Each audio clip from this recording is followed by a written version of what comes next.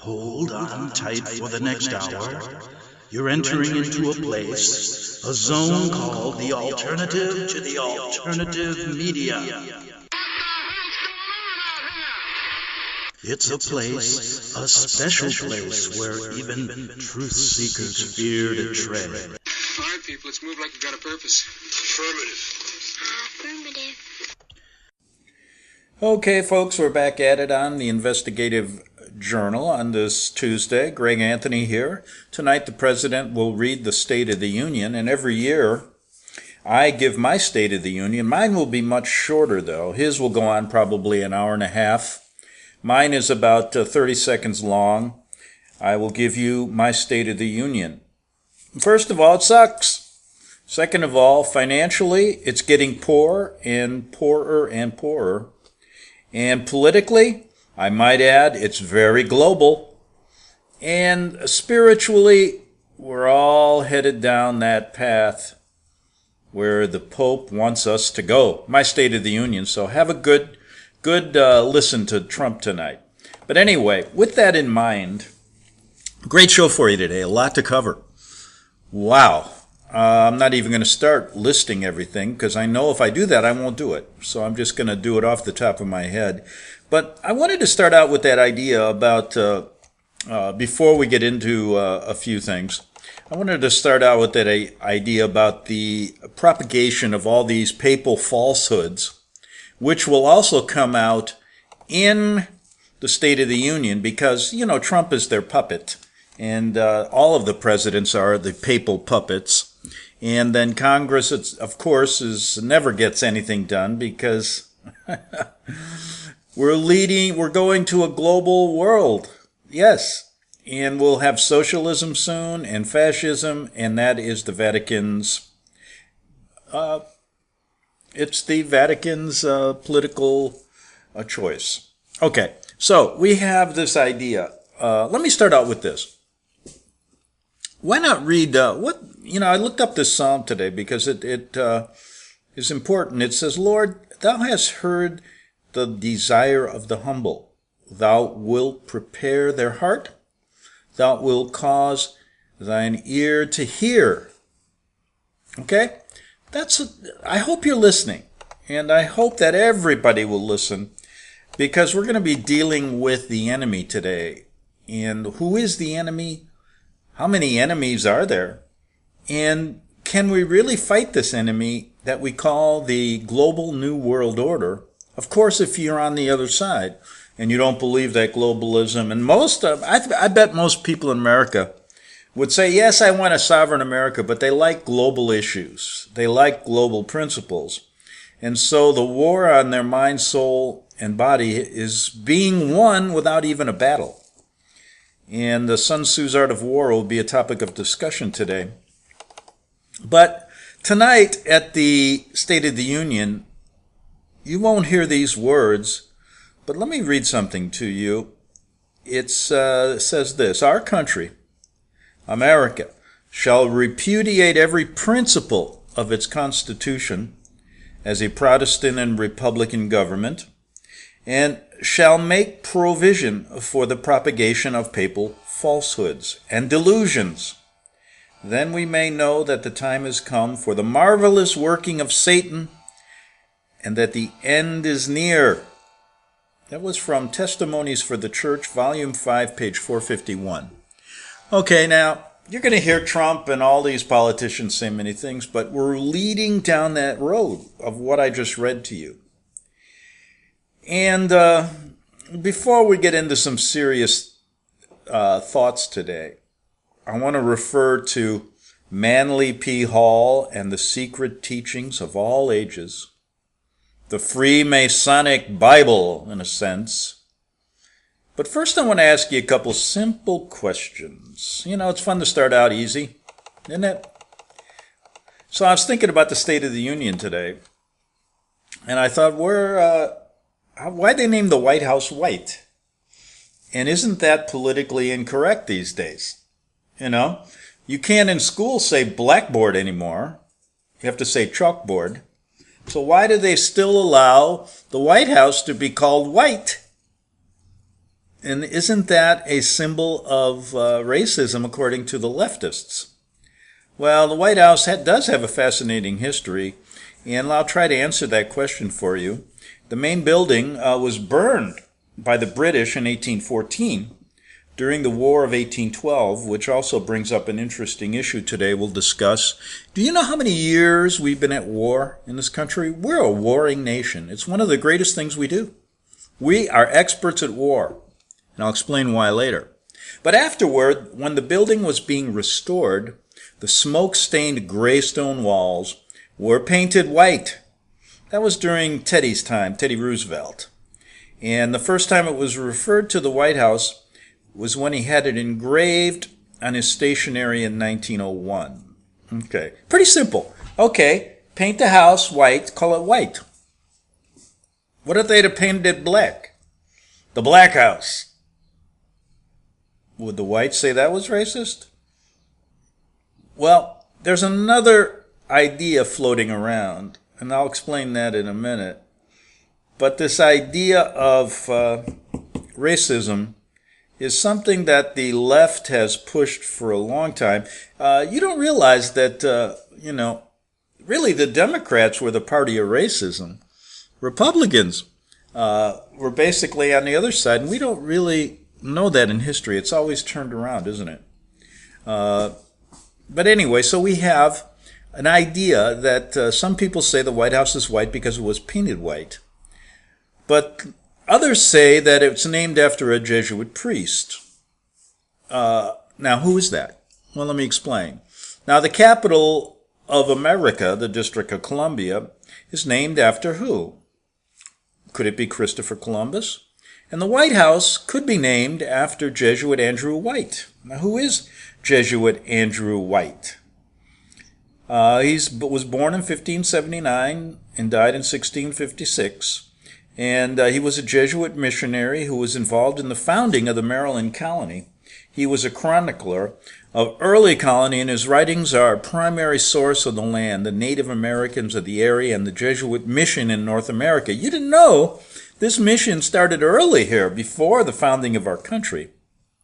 And for his efforts in converting and educating the native population, he is frequently referred to as the Apostle of Maryland. He is considered a forefather of Georgetown University and is memorialized in the name of its White Grosvenor Building, a central location of offices and classrooms on the university's campus. Now, some say that the White House is named after him. Others say it's simply named the White House because it was painted white during Teddy Roosevelt's time. So that's how we're going to ease into this. I'm going to listen to the State of the Union tonight, take some notes, and maybe comment on it tomorrow. But anyway, I wanted to ask you this question. Since we're going to talk about everything about war and who our enemy really is, let's open this up with this. How many years do you think, since 1776, let me just say it right out. The U.S. has been at war 222, and maybe the years are wrong here because this may have, don't know if it's 219. Oh, this was as of 2017. So let's just say we've been at war 224 years out of our 241 years. And an interesting statistic, we've been at war 93% of the time since our history. Okay, and the U.S. has only been at peace for less than 20 years. So when I say that we are good at war, I'm telling you we are good at it because we've been doing it. That's all we do. But we are also good at one other thing. America, I said, is good at two things. We are good at war because we've been in war all the time. We better be good at it. And secondly, we are good at public relations because America has got the greatest public relation campaign. Some people may call it brainwashing campaign that's ever been around in the history of the world. I mean, that's why so many people want to come here. We have migrant groups now forming. I think there's like 10,000 people storming the border. I mean, when did this start? It reminds me of that mass migration in Europe. Are they copying that now? But we know this is what the powers that be want. And any talk tonight about you're going to hear it ad nauseum, we've got to have a strong border.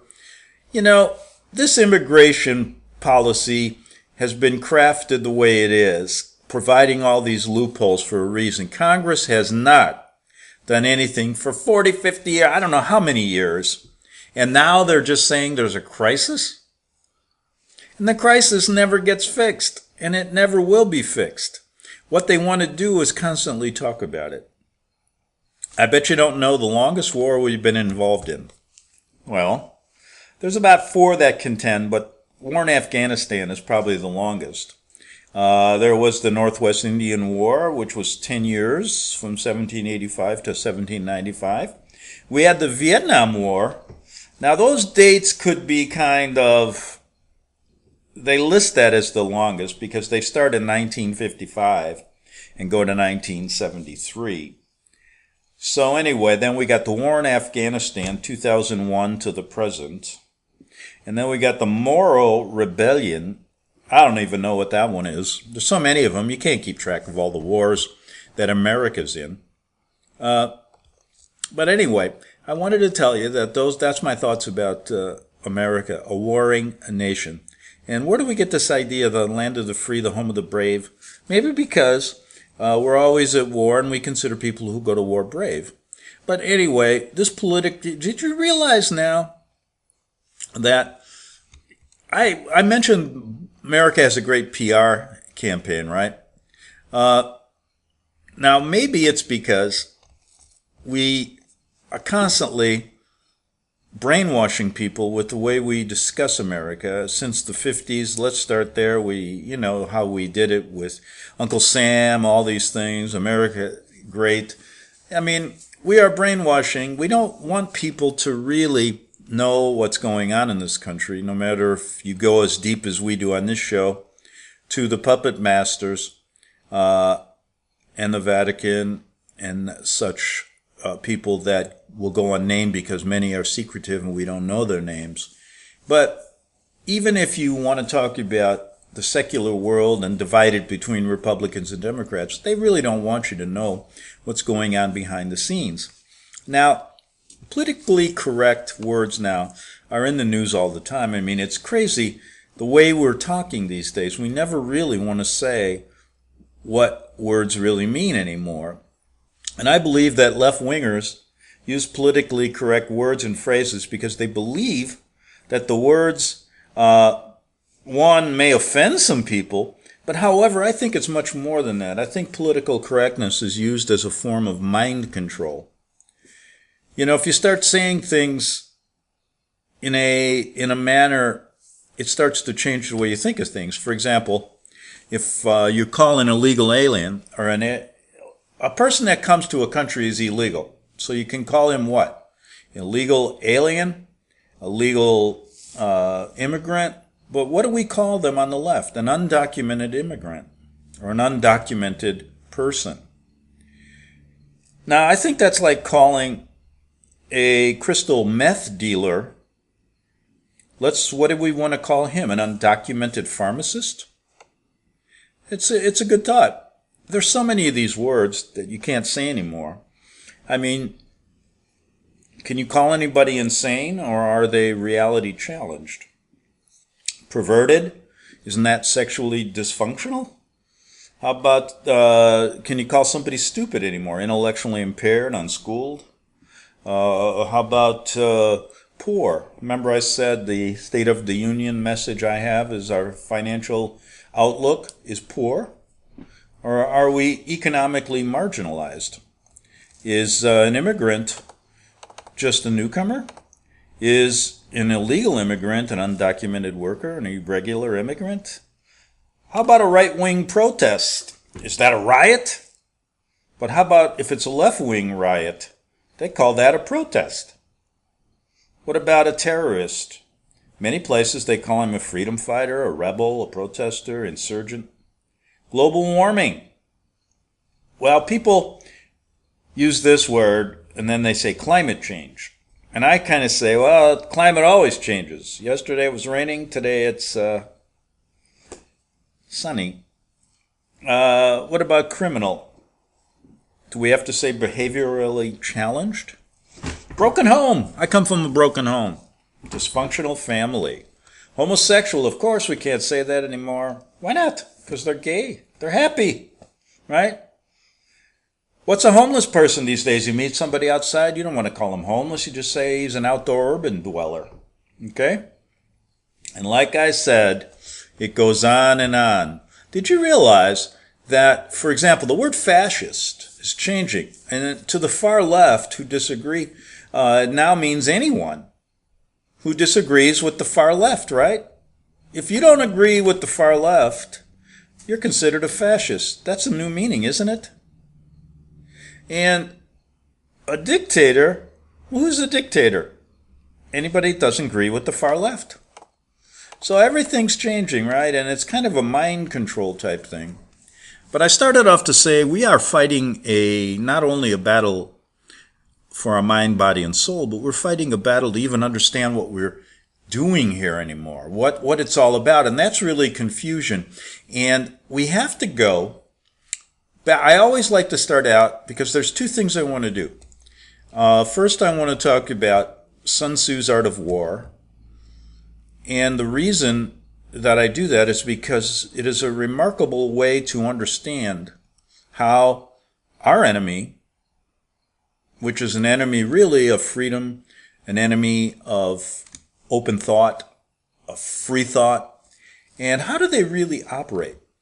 And then I want to talk about the spiritual side of this, and I think we can learn a lot from the Secret Teachings of All Ages, a book written by Manly P. Hall, who is a Freemason scholar, they say. And you're going to be amazed when you put these two together what you're really up against. And can you imagine if you don't know this stuff, right? You're in trouble. But anyway, Sun Tzu's Art of War, I'm sure you've heard of it. I remember even Phil Jackson, he was the coach of the Lakers during the heyday of the Lakers. And he said that he would always refer to the Sun Tzu's Art of War. And did you realize that, let's talk about it. Where did it come from? Well, China. There's always been a confusion about whether Sun Tzu actually was a person. When was it actually written? And there are many accounts of that. It's hard going back. Some say back to the 4th or 5th century. But many of the historical problems with understanding this work, Sun Tzu's work, can be traced back to its Western translation. So how did it get here? Well, it was brought here by a Jesuit missionary, Father Amiot. He was good friends with Lorenzo Ricci, by the way, during that period of time. Okay? First brought the Art of War to the West, translating it into French in the late 1780s. Unfortunately, his translation started the tradition of mistranslating. So anyway, we have the Art of War, its Western translation, being pinpointed to the Jesuits. So the question becomes, since the Jesuits had been in China for a long time, when did they actually do the translation for themselves? Was the Sun Tzu's Art of War used as a kind of a rule of thumb for the Revolutionary War? And what really is involved in this Sun Tzu's Art of War? I mean, we always hear it. We refer to many times, remember Michael and The Godfather, you got to keep your friends close and your enemies closer. But some of the examples, and I'm going to finish this half hour with a few examples of what is important about it. And maybe it's interesting where I'm getting this from. They say, and life is summed up in these 33 pieces of advice. Now, 33 is a great, Freemason, a great occult number that they use, correct? They throw it all over the place all the time, the 3 threes. And you can go to the internet, and some of these guys that really work this numerology thing have me lost. But anyway, I wanted to get to Sun Tzu's Art of War a little bit before the break. A leader leads by example, not by force. You have to believe in yourself. You appear weak when you are strong, and strong when you are weak. If your enemy is secure at all points, be prepared for him. If he is superior strength, evade him. If your opponent is temperamental, seek to irritate him. Pretend to be weak, that he may grow arrogant. If he's taking his ease, give him no rest. If his forces are ununited, separate them. If sovereign and subject are in accord, put division between them. Attack him where he is unprepared. Appear where you are not expected. The supreme art of war is to subdue the enemy without fighting. The supreme excellence consists of breaking the enemy's resistance without fighting. If the mind is willing, the flesh could go on and on without many things happening, you see. Victorious warriors win first and then go to war, while defeated warriors go to war first and then seek to win. To know your enemy, you must become your enemy.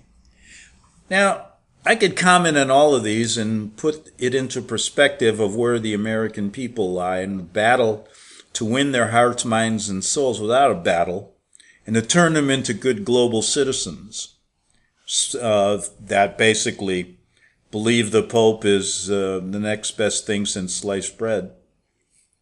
And why do they use sliced bread? I mean, if we can't think of a better analogy than I can think of 100 million things better than sliced bread. And then, by the way, if you got bread, just cut the damn thing.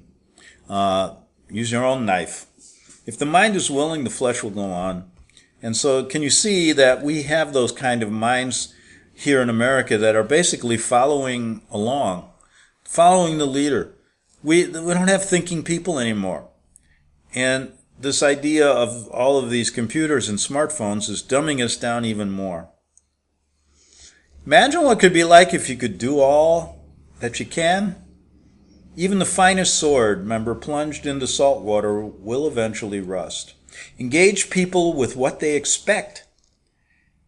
It is what they are able to discern and confirms their projections. Settles them into predictable pattern of response, occupying their minds while you wait for the extraordinary moment that which they are waiting for anticipation. If you know the enemy and know yourself, you need not fear the result of 100 battles. If you know yourself but not the enemy, for every victory gained, you will also suffer a defeat. If you know neither your enemy nor yourself, you will succumb in every battle. And that's where I think the American people lie right now, and most people in this country. They don't know who the enemy is. They don't know who they are. And they're losing every darn battle. Thus, there are 5 essentials for victory. I'm going to do that for you in the second half hour. 5 essentials for victory. And then I'm going to explain to you who really the enemy is and how we can kind of piece the enemy out, his thinking, where all these esoteric ideas come from, where Satanism is involved here, and all of these things that seem so foreign to America, and pinpointed to a book written by Manly P. Hall, Secret Teachings of All Ages. So that should be pretty interesting, right? In the meantime, get ready for Donald Trump tonight. It should be fun. Like I said, it's a great show. These guys are puppet masters. In fact, they're actors. And Trump is the main actor. And I wonder what his script is tonight, written by probably in that little tunnel between Georgetown, Jesuit Georgetown, and the White House, where they get all their strategy. And we're going to come back and talk about the 5 essentials to win, to beat your enemy. Back in 3 minutes on the Investigative Journal. The book of Revelation says, the spirit of prophecy is the testimony of Jesus Christ. This is at the very heart of FirstAmendmentRadio.com. In that spirit, we have created the Prophecy Reality News app for all of your mobile devices, streaming First Amendment Radio 24 hours a day, 7 days a week. Available for your Apple, Android device, and smartphone, absolutely free.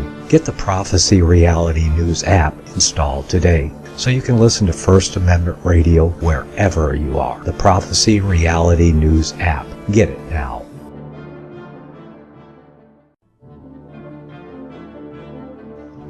Visit crosstheborder.org, CROSS, crosstheborder.org, to get your print, EPUB, or PDF version of Nicholas Arthur's new book titled When the Third Temple is Built.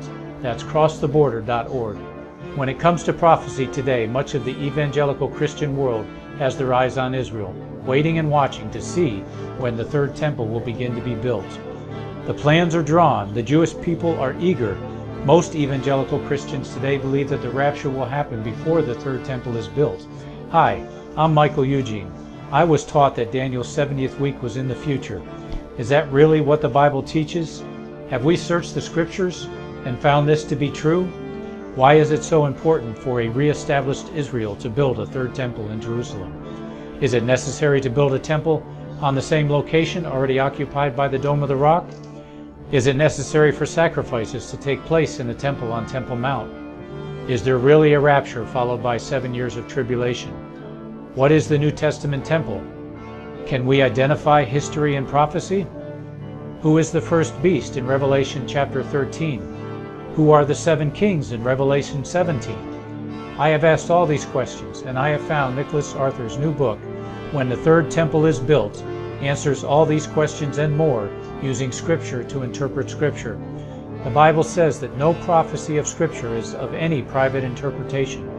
Nicholas shows us in his new book, When the Third Temple is Built, how the Bible interprets prophecy and not man's private interpretation. Visit crosstheborder.org, CROSS, crosstheborder.org, to get your print, EPUB, or PDF version of Nicholas Arthur's new book titled When the Third Temple is Built. That's crosstheborder.org. The following program is labeled dangerous and off limits by the supreme Jesuit command. But stand tall, people. Listen up, and you may just learn something. Oh, dear Lord Jesus, this ain't happening, man. This can't be happening, man. This isn't happening. Okay, we're back from a quick break on the Investigative Journal. We're going over Sun Tzu's Art of War, and really for the idea that America is a warring nation. Plus, you really have to know who your enemy is now. If we are fighting a battle against someone taking over our mind, body, and soul, we should know who they are, right? So we're going to get to that in a minute. But on this show, we talk about it in these terms: the Vatican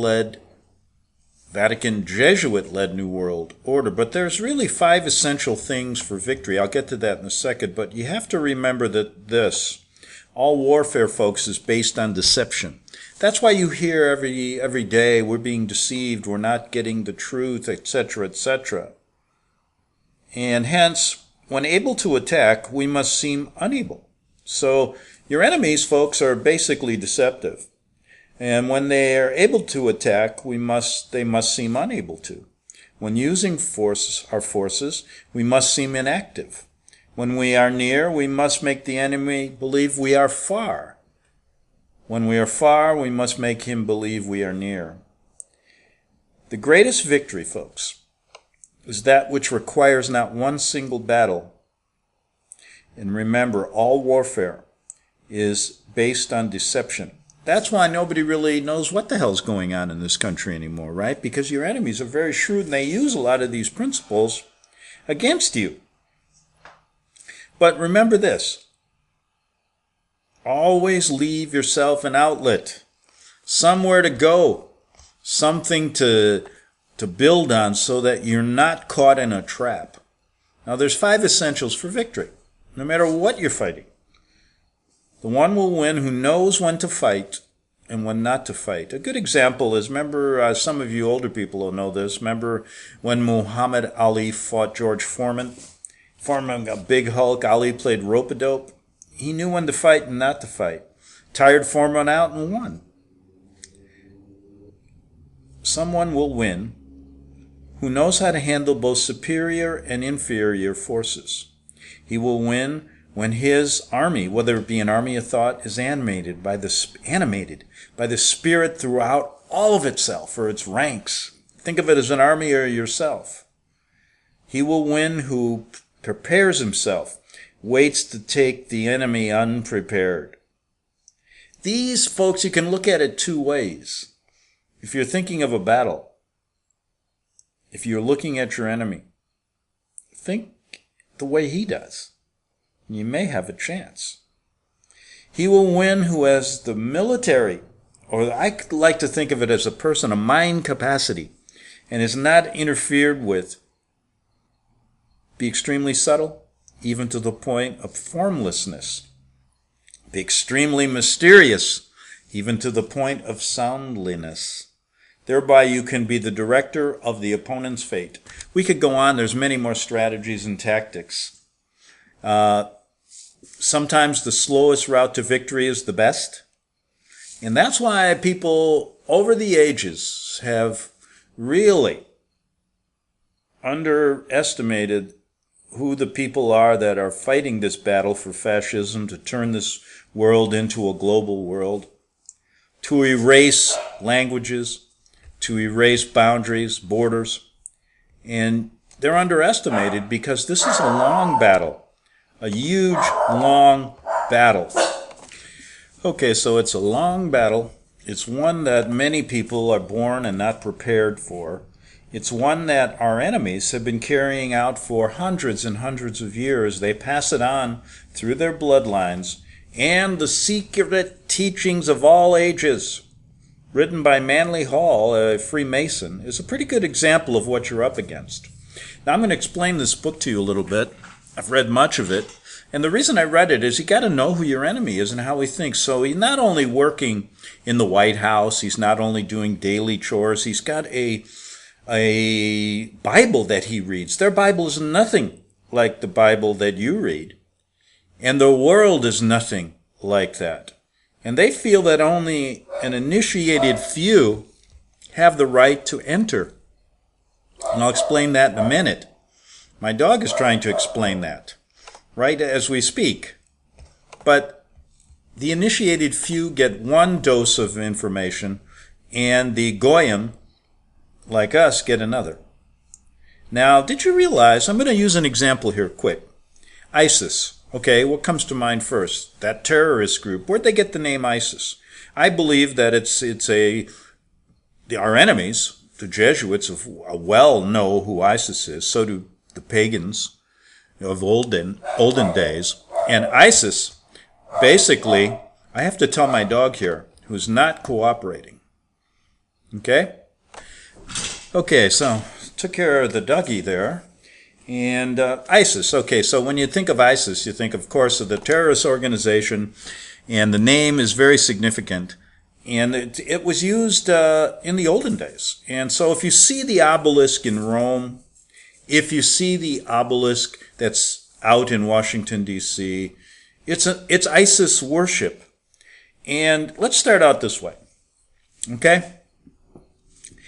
In the ancient world, this is how confusing it gets, but from their Bible, it had 360 days. The 5 extra days then were gathered by the God of cosmic intelligence to serve as the birthdays of the 5 gods and goddesses who are called the sons and daughters of Ham. Upon the first of these special days, Osiris was born, and upon the 4th of them, Isis. The number 4 shows the relation that this goddess, Isis, bears the earth and its elements. Typhoon, the Egyptian demon, or spirit of the adversary, was born upon the 3rd day. Typhon is often symbolized by a crocodile. Sometimes his body is a combination of crocodile and hog. Isis stands for the knowledge and wisdom, and according to Plutarch, the word typhon means insolence and pride. You know, several authors have attempted to look at Isis, okay? Isis, Osiris, Typhon, and they were grandchildren of the great Jewish patriarch Noah, but that's just one side of the story. There's so many. Now, there's another story about Isis, and we've talked about Isis being a god that has different names in different ancient cities. And, for example, one researcher looked and said the Egyptian myth of Isis had a historical basis among the Mayas of Central America, where this goddess was known as Queen Mu. In Prince Ko, the same author finds a correspondence to Isis, the brother-husband of Isis. And we know the story in Egypt about how the obelisk was built. It's an interesting story, phallic symbol of her brother-husband's penis, to cut the story short. So we have a whole bunch of ancient myths surrounding these gods and goddesses, and Isis being one of the most important. So Isis now is named after this, is given the name of this terrorist group. And who would do that? I guess it would have to be people who understand all this stuff, and that's your enemies, correct? Correct. Okay, so a study of this book, The Secret Teachings of All Ages by Manly T. Hall, is really a guideline of what your enemy is all about. And really where Trump, a Freemason, others involved in this global movement, where they all come from, including the Jesuits, the Vatican, etc. And they're steeped in the esoteric, steeped in the ancient gods, steeped in this knowledge that they believe they only can hold, and the masses are basically brutes among men. Okay? So to understand where they're coming from is really important. And as I mentioned, sometimes if you go through all their signs and symbols, you can basically spend your life looking at all of them in Washington and other cities in the world where they actually tell you what this is all about. But in Manly T. Hall's book, or was it P. Hall? P. Hall, maybe. There's a quote here from Sir Francis Bacon.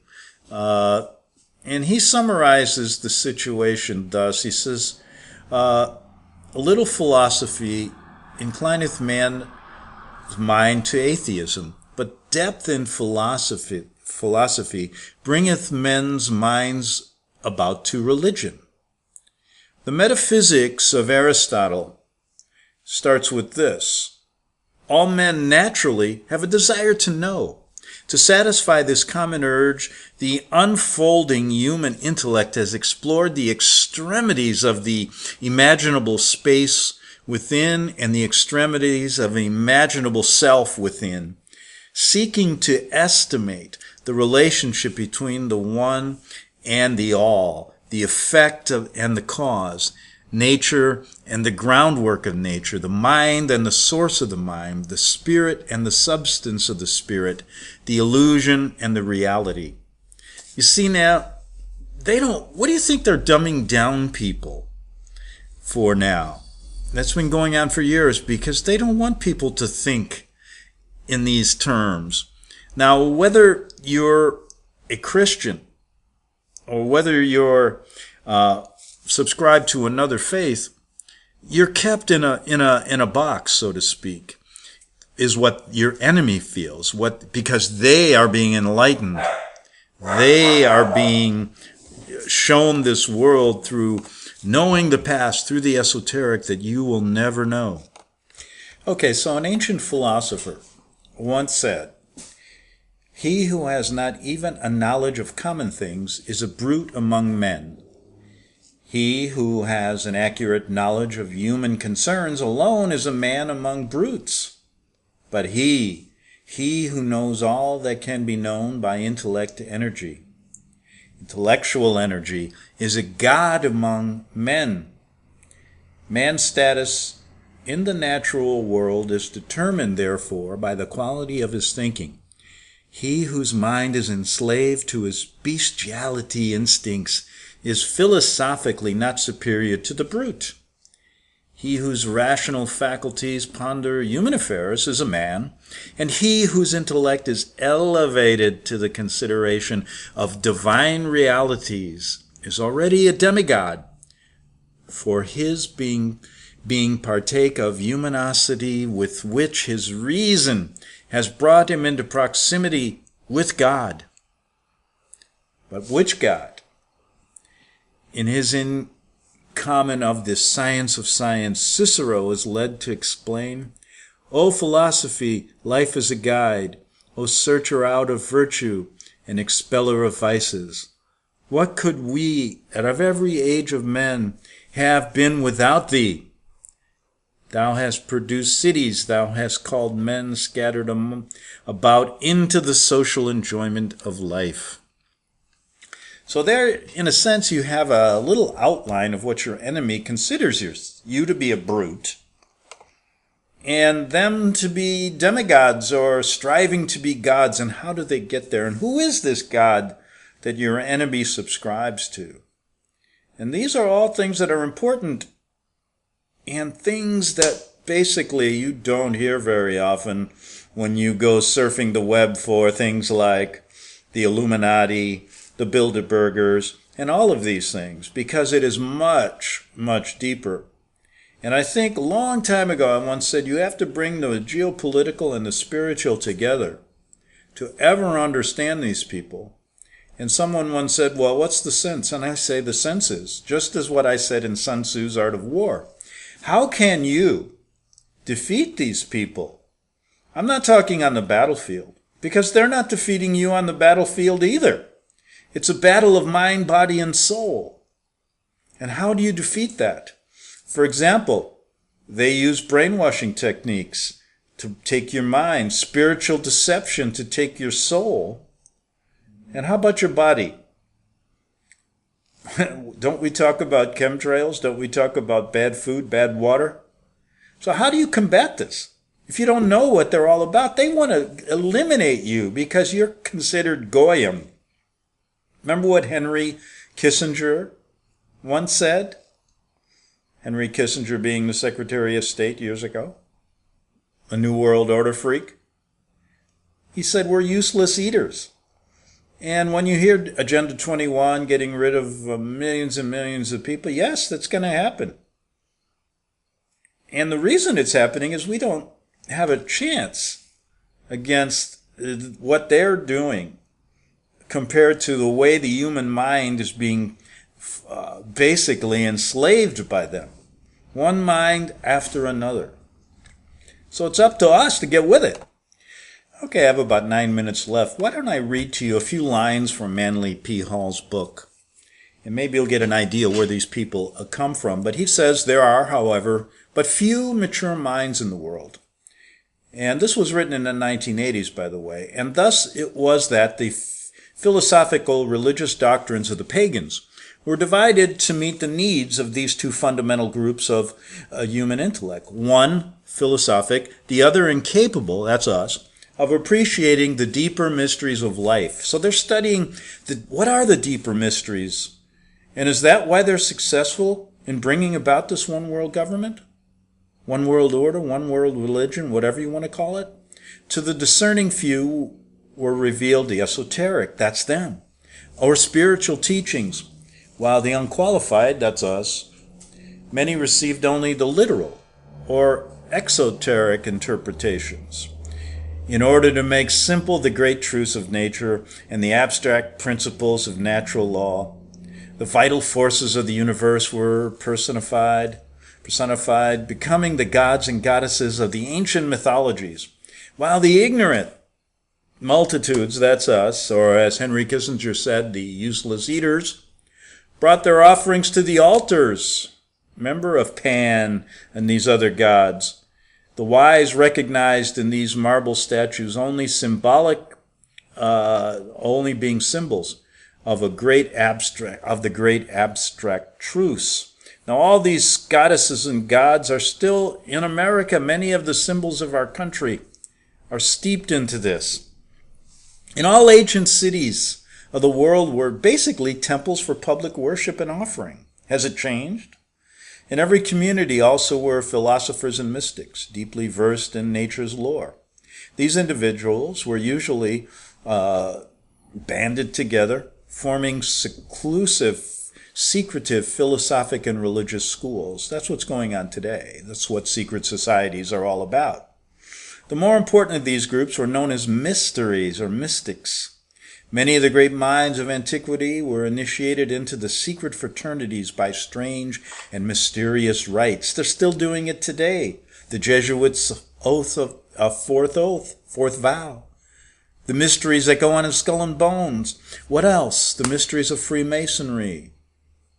These mysterious rites are passed on through the generations to people of today. Our controllers, our rulers, our owners.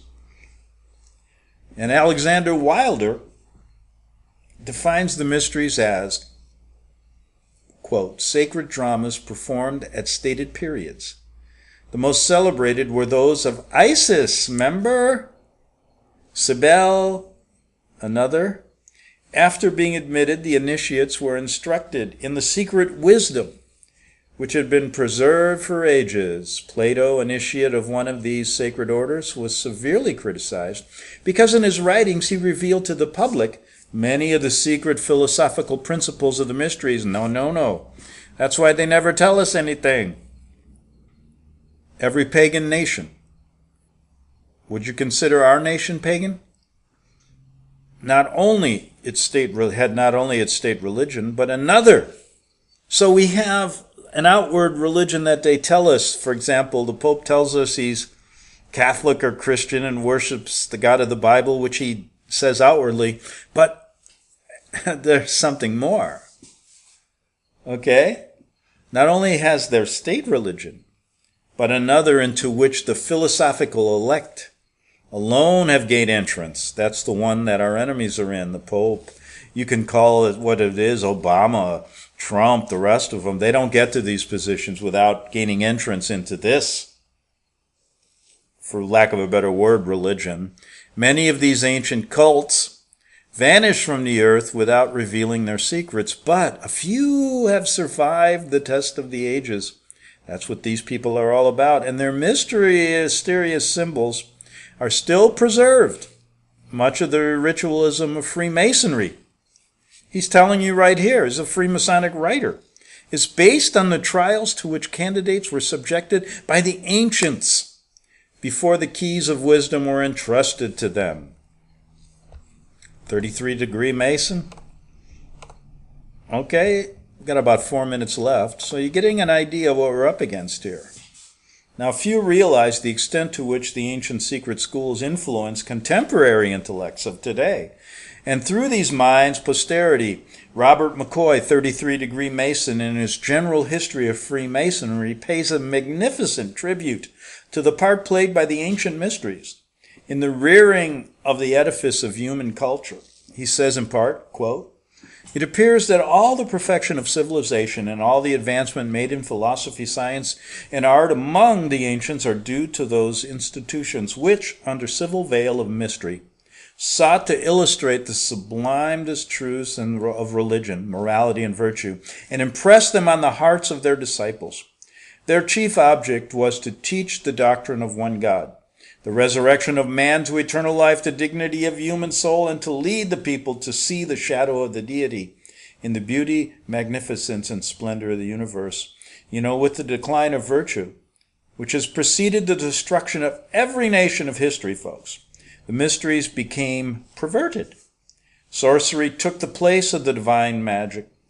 Indescribable practices such as can't be even told were introduced, and perversion ruled supreme. For no institution can be any better than the members of which it is composed of. In despair, the few who were true sought to preserve the secret doctrines from oblivion. In some cases they succeeded, but more often they were lost, and only an empty shell of the mysteries remain. So, I just wanted to read a little bit to give you an idea that these people are not like the normal people that we talk about every day. They talk in terms that we understand, but deep behind their signs and symbols that they give to us every day is what their real agenda is all about. And we know that man is a religious animal, okay? It can't be emphasized enough. And our enemies know this. So they can use spirituality and religion to confuse you. And basically what I'm getting at is by reading much of what they write, you can figure out what they're really all about. And so some of these things make sense. Their agenda that you see playing out every day on the news or from the White House or from Korea or around the world makes a lot more sense when you understand where they're all headed to or what they think of us in terms of what their goals are. And their goals basically cannot be denied. I mean, you hear it every day, a global world. We're going into a global world. How do they get there? They get there by using the masses, then by destroying them, keeping their secret sects, not sex, but sects, S-E-C-T-S, alive and well. And only a few, only the elite initiates get to share in this, what they call the secret mysteries of the ages, as written by one of their supreme writers, Manly T. Hall, that I've been quoting here. Well, we'll see tomorrow on the Investigative Journal. The book of Revelation says, the spirit of prophecy is the testimony of Jesus Christ. This is at the very heart of FirstAmendmentRadio.com. In that spirit, we have created the Prophecy Reality News app for all of your mobile devices, streaming First Amendment Radio 24 hours a day, 7 days a week. Available for your Apple, Android device, and smartphone, absolutely free. Get the Prophecy Reality News app installed today so you can listen to First Amendment Radio wherever you are. The Prophecy.